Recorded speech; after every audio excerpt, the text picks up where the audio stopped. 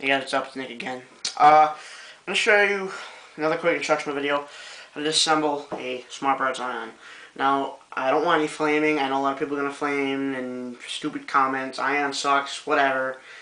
Don't flame me. The ion does not suck. It is not my main gun, but it's just for the newer players, so just bear with me here. Alright, so what you're going to want to do, if you can go over here please, thank you. You're going to want to start by removing the grip frame. I mean, not the grip frame, the grips. So, just take the screws out and replace them aside. In this case, I have hybrid grips on here. There's 4 screws. You're going to take them out. Well, don't slam your gun down like I do. Be gentle. And, remove these. I'm going a little fast here just because of time. But, I'm going to remove these, okay? And then your grip's going to come slide right off. So, put your grips aside. Alright, now, I have the Raider board, so I'm going to do something that the stock iron board does not have.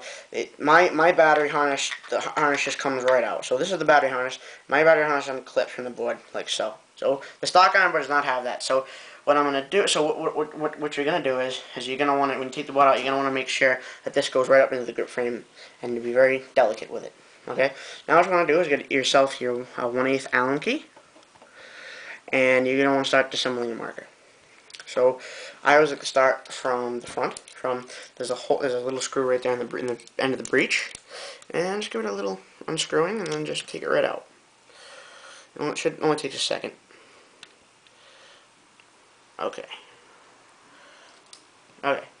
So now that is unscrewed, that's the tricky screw to get out. Now you have 2 other screws. You have a screw right in the trigger guard, and then you have a screw in the back. So I'm going to just go in order here and loosen up the trigger guard screw. Like so. Now, remember, when you're when you're reassembling your iron, don't want to over tighten screws, just because it'll make it a little harder for next time. And you just want to do it about finger tight, as tight as you can do it with your Allen key. So once you get it far out, you just use your fingers and just kind of unscrew it, and it comes right out pretty simple. Each screws are longer than the breech screw, and a little bit different design, but it's pretty obvious. You'll know that. Just unscrew the back screw, and the same thing.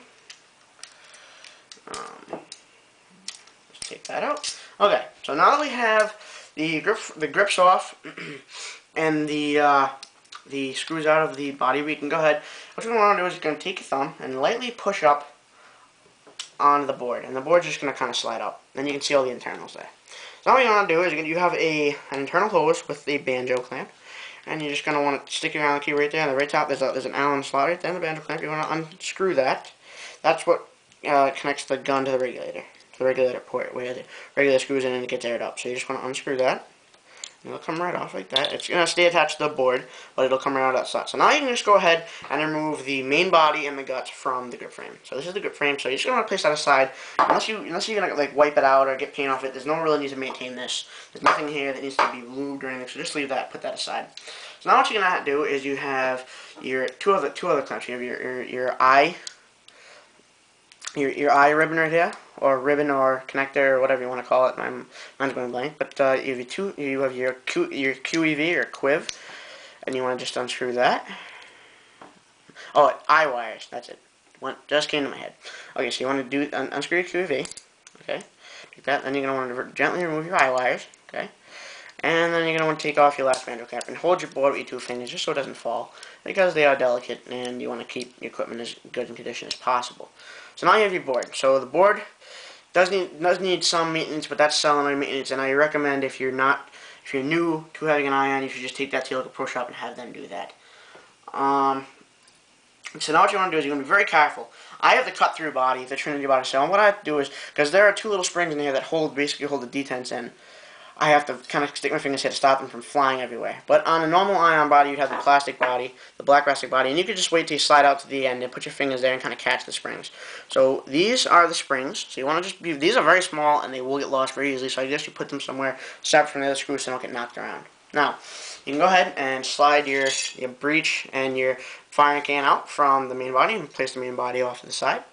And what you're going to do is very gently remove your eyes. And these are virtue eyes, so they are not sensor eyes, so a little different than normal, than a stock ion would have, but still. And you're just going to want to gently unscrew here the breech from the firing can. Okay. Now that that's done, the bolt comes right out, and you have a donut, and you take the donut, and the donut, you take this needs to get wiped off, and this needs to get wiped. This is the fire bowl. This can just stay like it is. There's no need to really clean that out, unless you want to take like a fuzzy in there and just wipe it out, but usually that doesn't get very dirty. So what you want to do is you want to take a clean towel, or I prefer towels because they don't leave any of that little fuzzy stuff like a paper towel would, but you can still use paper towel if you can find it doesn't leave that fuzzy residue. Now I just like to give the bowl a good wipe down, give it a thorough wiping. Right, so now it's pretty. I got all the old lube and all the old any kind of broken shell or anything off there that would happen. It would be in there, and then you want to wipe the donut off as well. I mean, not the donut, it's just like a little circle thing. I don't exactly know the name, but you just want to whip that off. It has an O-ring in there, and you're gonna want to just generally inspect your O-rings, look for cracks or nicks. And these O-rings are in pretty good condition because I just changed these, and this is in good condition also. So you can actually go on. You can have the same O-rings for a while if you take care of them and if you properly lube them and don't abuse them too much and don't dry fire them that much. You can actually keep the same O-rings for quite a long time.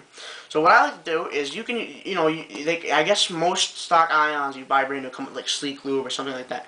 I use the Slick Oleum, the Pro Light Grease. I got this from PunishersPaintball.com. www.punisherspaintball.com. It's a great site. I highly recommend it. And you just take a little bit and just dab on your finger. And generally go around the O-rings.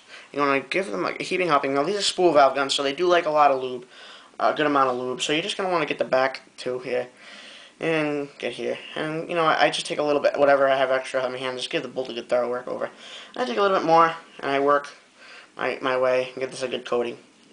All right. Now I reassemble the little circle thing here. If somebody could comment and tell me exactly what it's called, I'd appreciate that because it always slips my mind. And sometimes you have to put it. If you put it the wrong way, this won't screw all the way in. It's flush with this, so you'll know right away.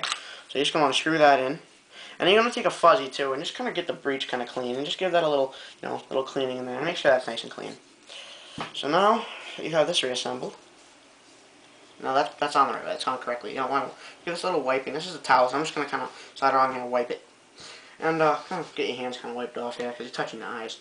So you want to take the eyes and gently reinsert them. Now you're gonna also want to, if you haven't checked the detents in a while, the detents are right here. So you might want to just take like a Allen key or something, stick them in there and pop them out and check how they're doing as far as where it goes. These are pretty brand new, so I'm not gonna go into that. So what I'm gonna do basically now is I'm going to put my detent springs back in,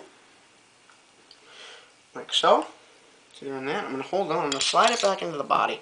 Now sometimes it takes a little finessing because sometimes I don't want to go on correctly. But in this case, they're on pretty good, and I have to put my finger here to stop them and pop them back out. But other than that, they work pretty well. It's pretty straightforward. I'm just going to want to push that down with the Allen key. Just going to slide it in there, like so. See, sometimes they get caught like that, so you just take the Allen key or your finger, kind of just stick them in there and push them in. And they should pop right in there, no problem. There we go. There we go. So now that that's back, this is back on the body. You're going to take the board, and you're going to reassemble the quiv. You always want to remember the quiv and the eye wire goes towards the front of the gun, or where the barrel would screw in. If it's easier to remember that way. And now, 10, is that 10? Okay. Now you're just going to want to screw it back into the back donut, and I always reconnect the eye wire first. I can do it in two parts, I'm sorry. I reconnect the eye wire, and then we just simply screw the QEV back in.